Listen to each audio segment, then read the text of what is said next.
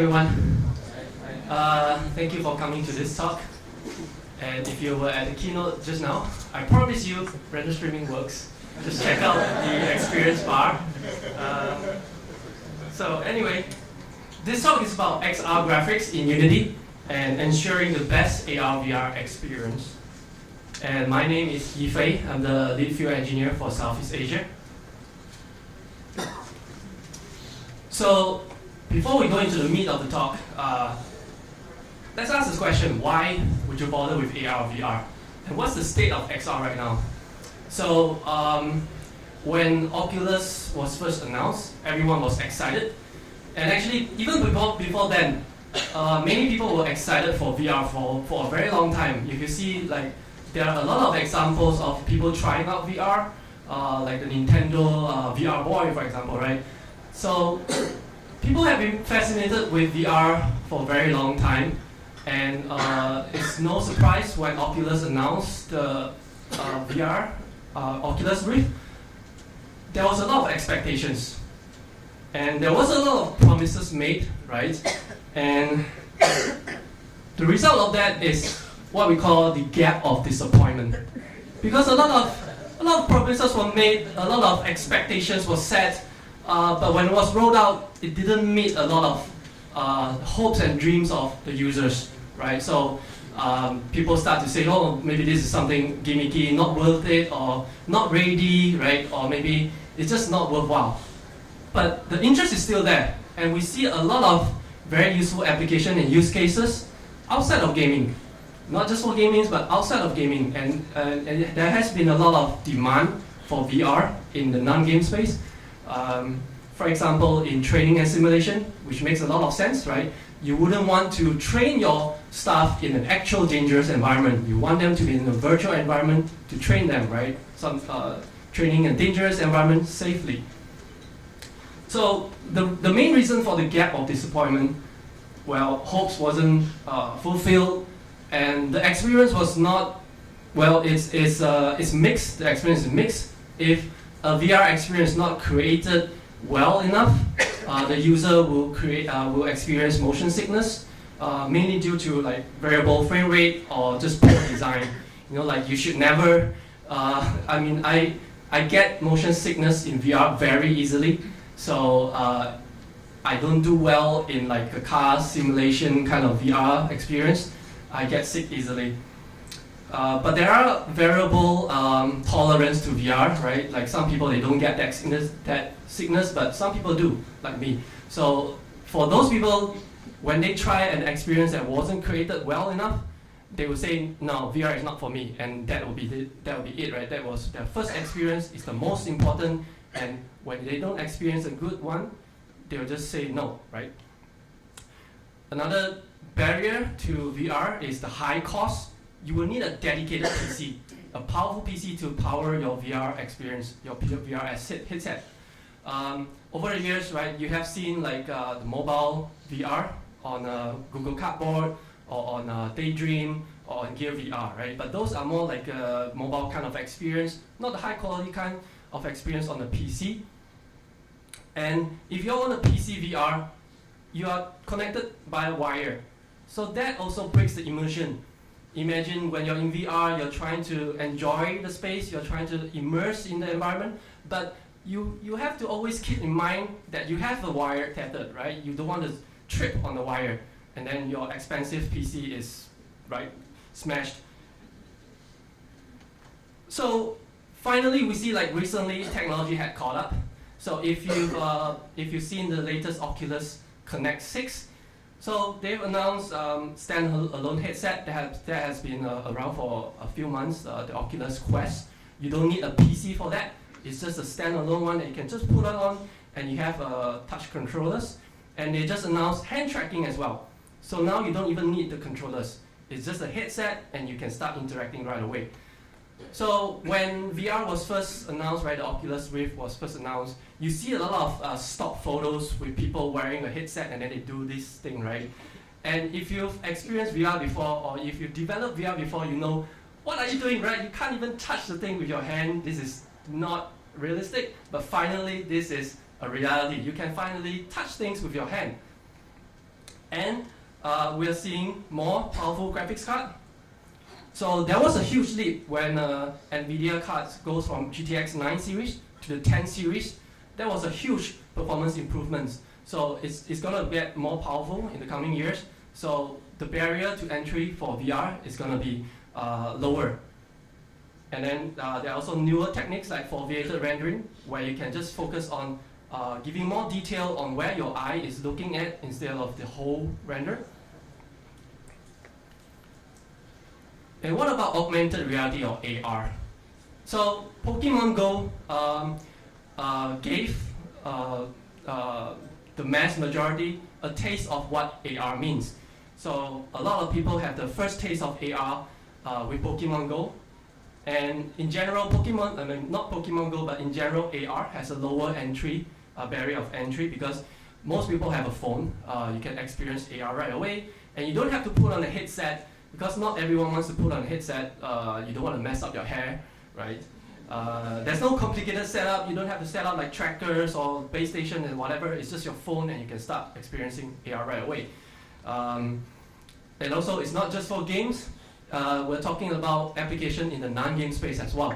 And this is especially useful when you want to augment what you see. So for example, for a technician trying to repair or assemble a car, it will be very helpful if you can see the virtual item, virtual object overlaid onto the actual car, right? So that you know where you would place these parts instead of referring to like a manual or a thick stack of manual. But the challenges of AR would be, how would you blend these AR objects to the real world seamlessly? Because if you played Pokemon Go, you would know, you see the Pokemon is there, but then the moment someone walk past, right, then it breaks the immersion, because this person is now, you get this funny visual where you see Pokemon is supposed to be there, but then that person is somehow still behind Pikachu, right? So it's always overlaid onto whatever you see, so it doesn't do blending that well. But again, we also see a lot of advancement in AR. So there are new techniques that come out, for example, in latest AR Kit 3. Now you can detect humans and you can do human occlusion. So someone walking past your AR object can now either be in front of the AR object or behind them. So the AR app is smart enough to know where that human is and either occlude your AR object or not occlude it. And you can use object recognition, so you know whatever your phone pointing to, it can recognize what that object is and tell you what that object is. And it can also do motion tracking and allows users to experience the same shared space. So if you're looking at an AR object here, someone else can also look at the same AR object at the same place. So no longer everyone just experiencing their own AR space, but you can have a shared space. So all this, what this means is there are a lot of opportunities here for us to create better AR and VR experiences, so that we don't go into the pitfall of the gap of disappointment. So we want to create great content for users. And personally for me, I'm very excited for the future of AR and VR, especially for Oculus Quest, where now you can do hand tracking. I'm looking forward to that. I think that's coming out next year. And even better is November, they would be able to plug a USB-C cable to the Oculus Quest, and you can experience full PC VR experience on the Oculus Quest. So I'm glad I bought one instead of the Rift S. So the agenda for today, I want to talk about VR and AR, and specifically for VR, what are the types of stereo rendering considerations you should consider while building for your VR application, and what does that mean to your custom shader if you use one of these stereo rendering capability, and what are RenderScale and RenderViewportScale, and how they can help you to optimize your VR experiences, and scriptable render pipeline for VR. How would that play a part in your application? And for VR and for AR, I want to talk to you briefly about occlusions. How would you create how do you create occlusion, like the human occlusion thing, and shadows, and also some platform-specific renderings.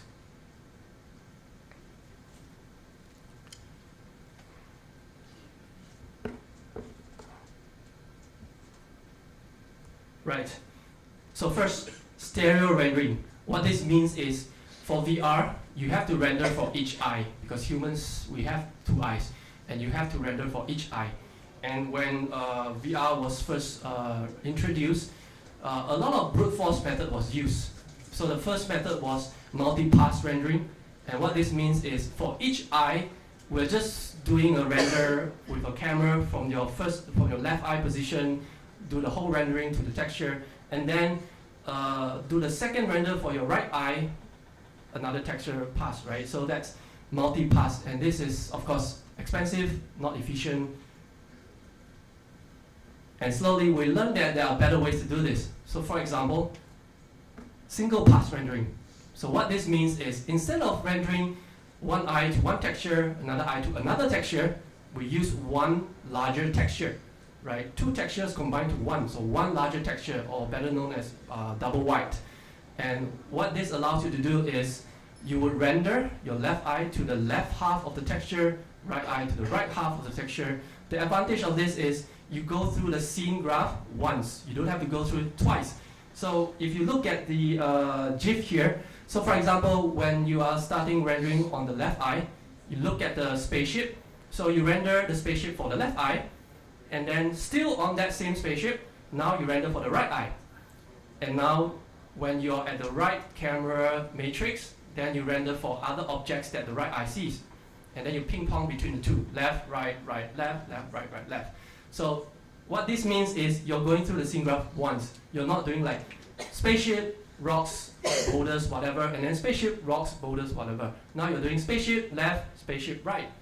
Rocks left, rocks right, boulders left, boulders right, right? You go through the scene graph once.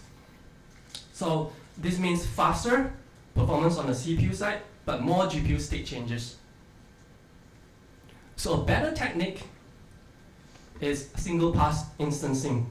So instead of using one single texture that is double white, you use 2 textures, but using an array, texture array, to store these 2 textures. So this also means you can submit that texture array to the GPU once. You don't have to do state changes.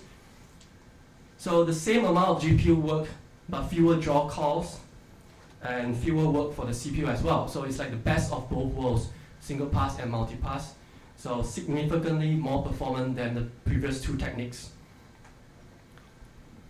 So if you can, try to use single pass instancing in your VR experiences. But if you use one of these techniques, single pass or single pass instances, and you have a custom shader, you will have to make some modification for the render pipeline to know how to render to the texture. So this is one example of a very simple Vertex shader. So first you need to add this line to your app data to tell it, okay, how to render for each eye. You need to add this to here, and you finally, in your Vertex shader, need to add these 2 lines. So this addition basically tells the render pipeline how to render for each eye, so that it still works for a double white or for a array texture with 2 textures.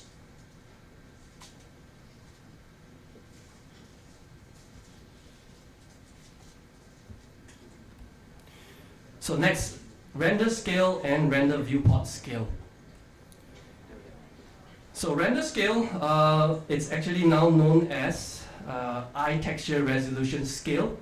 So with EyeTextureResolution Scale, what essentially this means is, for the eye texture, you will specify a resolution, a size for the texture. So obviously a higher resolution texture will give you a clearer image. A lower resolution texture, of course, it will result in a blurrer image. And then on the render viewport scale, this uses the same texture. It doesn't change the texture resolution size, but it changes the viewport size. So at runtime, you can freely change your render viewport scale. For example, this is a heavy scene with a lot of action and your frame rate may suffer. Then you can reduce this render viewport scale to get back some of that frame rate. So to give you a better idea for EyeTextureResolution Scale, let's say you have a eye texture, but you halve the resolution, right? So this is what you will see. It's a little bit blurry. This is at 1x, that means it's a native resolution. So this is clearer, obviously, compared to half resolution. You can also bump it up to, let's say, 1.5 times. That's even clearer, right? But then, of course, you have performance cost if you bump it up to 1.5. So with render viewport scale, the actual texture size or resolution doesn't change. What you're changing is the viewport or the area that you use the texture for rendering. So you can use the entire texture or you use a smaller portion of the texture.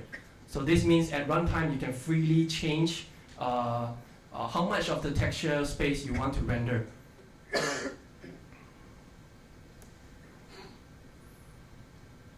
And HDRP now supports VR, so you can view VR with HDRP, and like what you would expect from HDRP, you get a lot of high-end graphics. So it's supported from 19.1, and some HDRP features are not supported, and for those that are not supported, it's automatically disabled. And in 19.1, you have the option of single pass stereo, but in 19.2, you get single pass instance. So I want to show you a demo of the HDRP for VR. I hope I've set this up beforehand, but I hope no one touches it, so I can still just go in.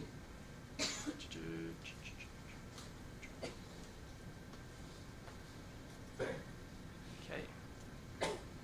So as you can see here, I have a HD render pipeline, a project with HD render pipeline, and I've imported the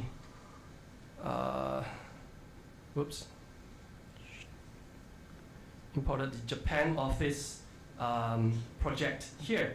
So if you're interested to check out the Japan office, it's freely available on the asset store. Just search for Unity Japan office or something, you'll turn up.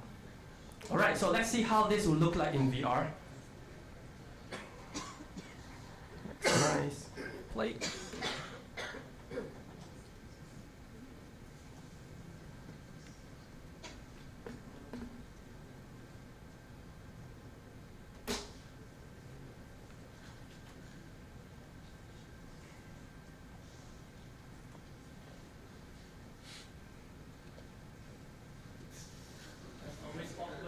So I'm really looking forward to hand tracking so I don't have to do this thing. So I hope you can see this. Yes. Yeah? Okay, no, hang on. Alright. Okay, so let's check out the Japan office. Right, so my favorite thing about this project is, look at this. Look at this vase here. So you get very nice like transparency and refraction.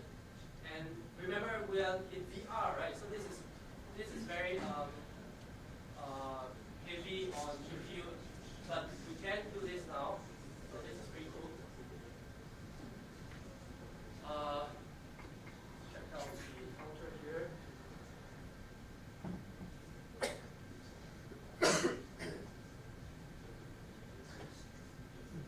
I can't read Japanese, but right, it's pretty clear. There's this nice little cube here.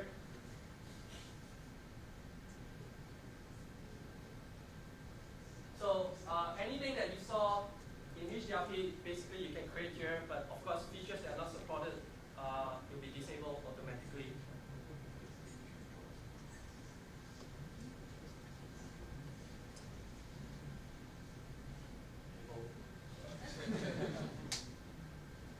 Cool.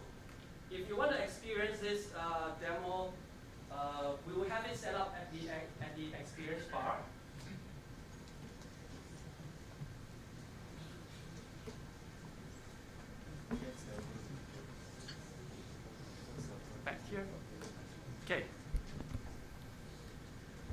And if you want to know more about how the Japan office project was created, York will be giving a talk on that. I don't remember, I think tomorrow? Yeah, I think tomorrow, I'm not sure. Check your schedule. So, HDRP for VR, what's not supported? So all these are not supported in 19.1, unfortunately. There's no multi-pass rendering, there's no single pass, no tile lighting, no deferred rendering, no volumetric. Basically, like, right, all the cool stuff are not supported. But in 19.2, all these are supported, except VFX Graph. There's a bug there, but it's fixed and it's supported in 19.3. So, when we talk about VR, you have two render pipelines, right? HDRP, and of course there's URP or Universal Render Pipeline. And you can also use Universal Render Pipeline for VR if you're targeting not just the PC VR, but you want to target mobile VR. This will be a lot more performant. And supported in 19.1, if you compare to the built-in render pipeline, we are getting like 25% increase in performance in most lighting setup. And there is a new batcher that reduces the setup cost for each draw call. And it shades light in single pass. So in the built-in render pipeline, if you have one light that casts shadows, this will be one render pass. If you have another light that casts shadows, this is another render pass. So imagine if you have 8 lights in the scene, that's 8 render passes for the entire scene. So you can imagine this is very expensive. But for URP, this is one single pass. For 8 lights, this is one single pass. So a lot cheaper, a lot less draw calls. And only performs a depth prefast when using cascade shadows. So current limitation of URP. So with VR, there is some issues with MSAA at the moment and post-processing. It renders to one eye only, I think. So there is some issues there that we still need to fix. And we've also added single pass double wide as fallback in 2019.1.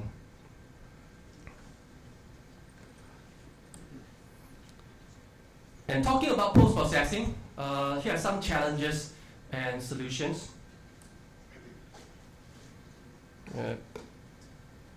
Okay. So if you're considering using post-processing for VR, well, you shouldn't go crazy. Not every single effect makes sense.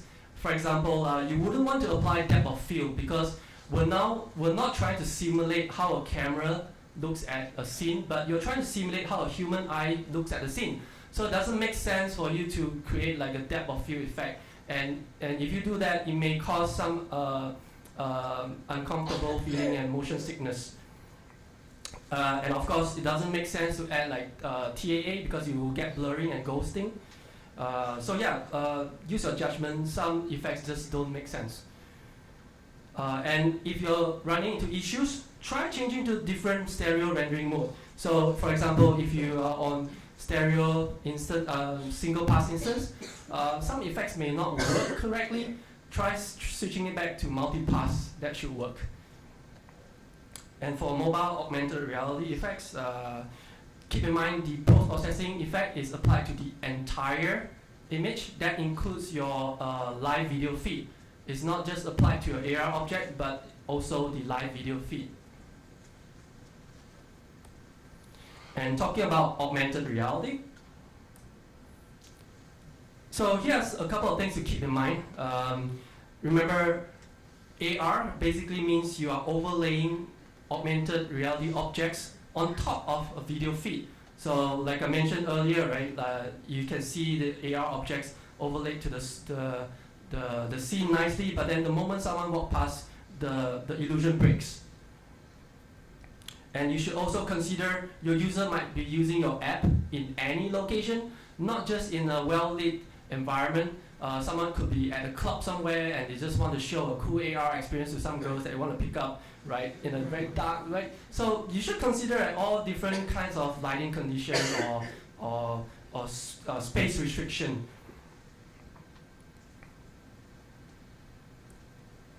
Oh, I forgot to mention. If you're building AR, you should consider using AR Foundation because that cuts down a lot on your development time. You don't have to develop once for ARKit, another time for AR Core. You just develop once. The same code base can be used to deploy to ARKit and AR Core. And if you want to explore occlusion, like the latest feature from ARKit 3, human occlusion, there is a special shader that you can download from here to apply occlusion. So basically what happens is ARKit will map out the human, and then you can apply a shader onto the human that makes it transparent. So then it looks like the human is occluding your AR object. And this is not only useful for human occlusion, you can use it for plane occlusion as well. So when you use AR, it will scan for planes, you detect planes, scan for planes, and you can apply this shader onto planes so that when you place something, let's say, underneath a table, right, and you move your phone over the table, the plane will occlude that object underneath the table. So there's a QR code there. If you just want to scan, it should bring you to the same link. And shadows. Shadows also, it's always nice to add, to ground your AR object into the physical world. Without shadows, it's hard to tell where your AR object is. Is it hovering on top or is it on there, right? So shadow gives you a visual cue of where that AR object is in the real world. So there are a few ways to do this. If you want cheap and performant ways, you can consider a blob shadow, or maybe just fake a shadow with a plane underneath your AR object. Right? This has some advantage and benefits. For example, you may not know beforehand where the light direction is in the real world, so your shadow's direction may not match the real world, and that will break immersion. But if you use like a blob shadows that is more ambiguous, that can create a better experience, even though the shadow may not be realistic, but it gives a better experience. But if you do want shadows like these, right? Consider this. If you create like a small AR object, like a diorama, right? And if you're looking at this AR object, the shadows may be too low res.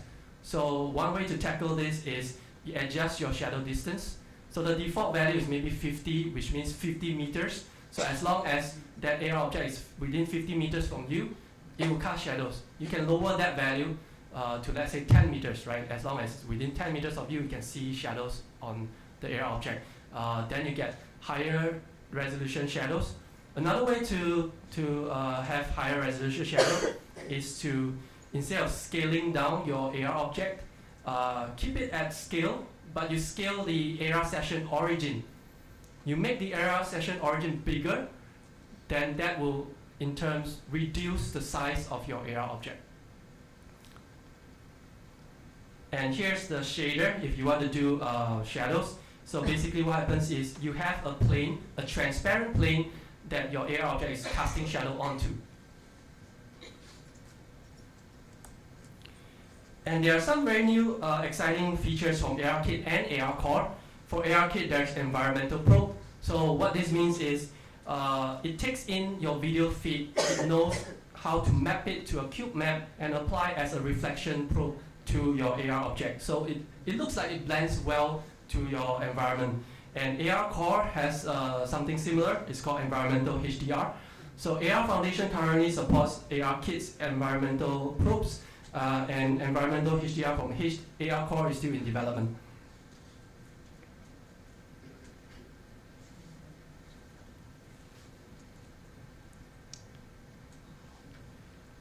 So I blazed through that quite quickly. Let's see, 3:30. Okay, not too bad. All right.